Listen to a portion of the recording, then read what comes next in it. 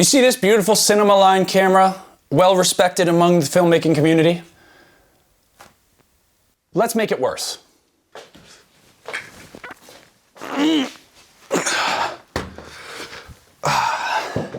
This is the Sony FX6. It is Sony's cinema camera, their lowest level cinema camera.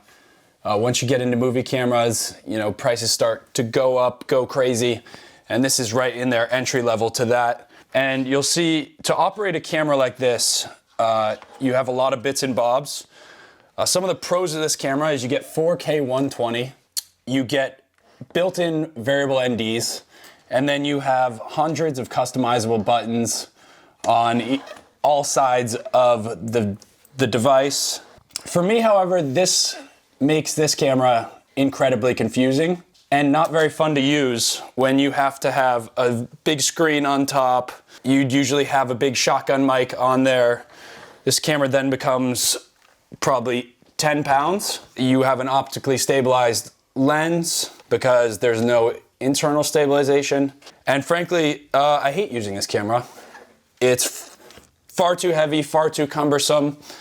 And other than the ND, I don't think it really has many advantages to someone like me who does vlogging and stationary podcasting. Another thing is it goes to 4K 120, which is fantastic. Most cameras could only dream of going that far, but the A1 here that we're recording on shoots in 8K. So when I have the A1 shooting 8K there, and then the camera I use every day is the FX3 that does almost everything that this camera does, just in a much smaller form factor.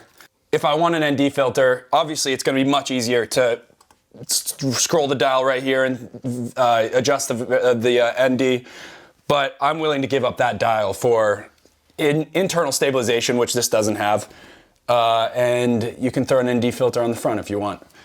So usually I'd have, the 16 to 35 G Master on an FX3 with a small mic. Most people use the Rode Video Mic Pro.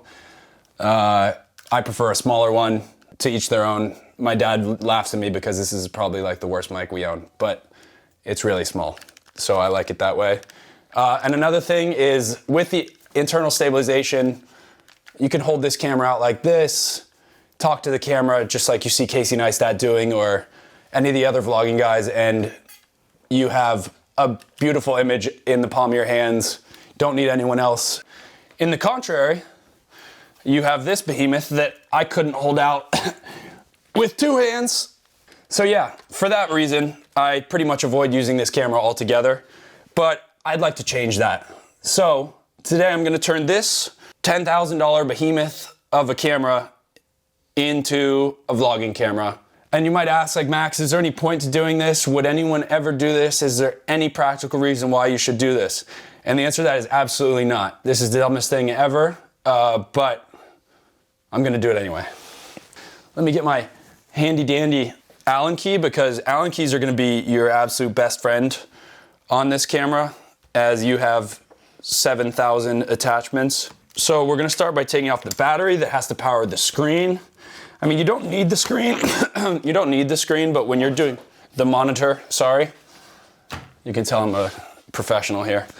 You don't need the monitor, but when you're attached to a tripod and you're trying to do cinema quality footage, it's pretty silly not to use a monitor, because that screen is not the best. And that's no different than what you would get on the FX3, but it's something that you don't need necessarily when you're doing vlogging, which isn't supposed to be the best quality ever.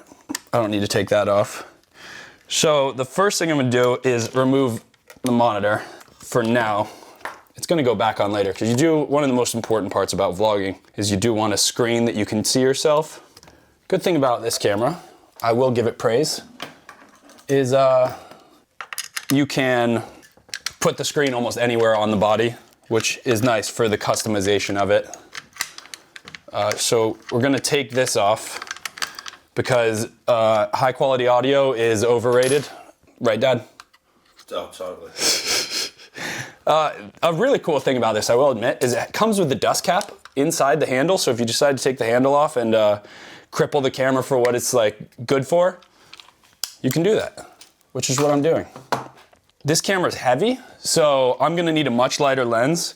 This 24-105, we use a lot on this camera because it is optically stabilized, but it's too heavy as it is, so it's gotta go.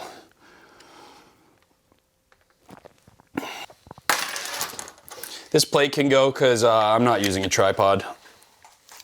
That is far too much work for a man of my culture. The vagrant skateboard riding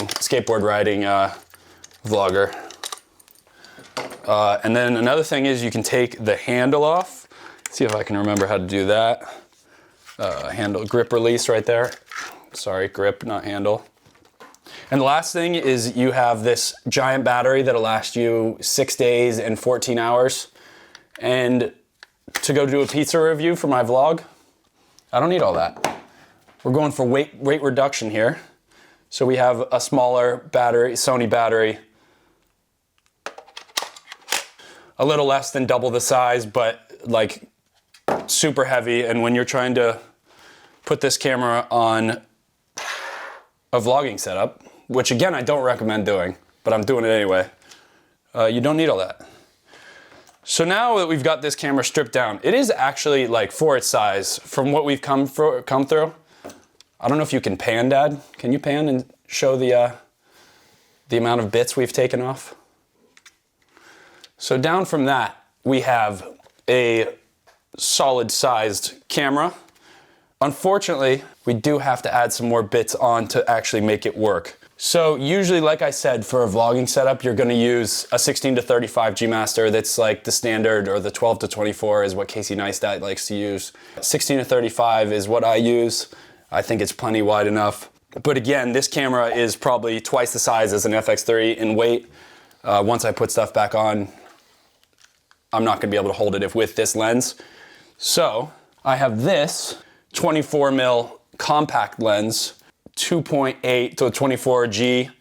Yeah, the Sony G compact line. So they make the 40, 50, and the 24 in compact lenses. I find that 24 is like about the tightest you can go for vlogging. It's really not ideal. That's why, like you said, you use a wider lens. But when you're trying to reduce as much weight as possible, I think this will be your best bet. Obviously, take the lens hood off because that's a lot of unneeded weight. And then you need to be able to see yourself. A good vlogging camera always has a flip out screen, and this camera should be no different. I'm gonna attach, I like to attach this. If you look here, there's a bunch of points where you can attach the screen straight to the body. These points here will stop it from rotating, so that's the ones you wanna stick with. So that's where I'm gonna throw this. So now, tighten that down. Throw the old, what's this thing called again? It's multi, it says it right next to it. It's VF? Multi-Lanc or something, L-A-N-C. So you throw the old screen back on. Just need a classic selfie stick, because that's an absolute staple in the old vlogging community. See, what this camera is so confusing. It's asking me to execute APR, and I don't know what that means. And I definitely sure as hell haven't looked it up, because that would be far too reasonable.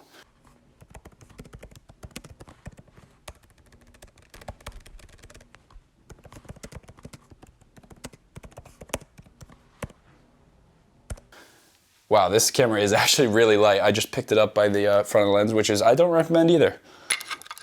So you gotta get a nice plate on there. Put it in straight. Mate. Oh, no, this is the wrong hole. That's what she said. Look at that. Throw that on there. Oh, another point I have to add is you now, by taking the handle off, you lose all of your abilities to plug in a mic. So you are left with internal microphone. I don't know any of the buttons. This camera does confuse the hell out of me. Excuse my French. But you have a vlogging camera. With no audio. Well, it has internal audio. Yeah, scratch, that's terrible. Let's see if we can record. It's probably gonna tell me I can't record for some reason. Oh, it's recording. It's recording. See, look, it has tally lights. Oh, where's the autofocus? Hello? No, you. Autofocus? Yes, it should be on. Is it? No. It's recognizing my face but focusing on the background. Hello? You got the autofocus on the lens? Yeah. What if I change it to manual? Change it back to auto. Oh, nope. Manual, auto. It worked. So, if you see now, Dad, say hi. Hey, how you doing? You won't be able to hear me because there's no audio. There is audio in this camera. It's internal. This is what it sounds like. So if you're following along, you have turned a beautiful cinema camera with variable NDs into A complete piece of crap. a complete piece of shit, completely useless vlogging camera. It's probably shaking all over the show because you have no internal stabilization. Probably looks pretty. Is there anything? I don't know if there's anything else to say. I can get an ND filter. You could record separate audio in a pocket, like with a wireless card. It does have time code, so you could record time code and match it up really easily. Okay, so if you wanted to make vlogging not fun, this is your best way to do it. You need external audio.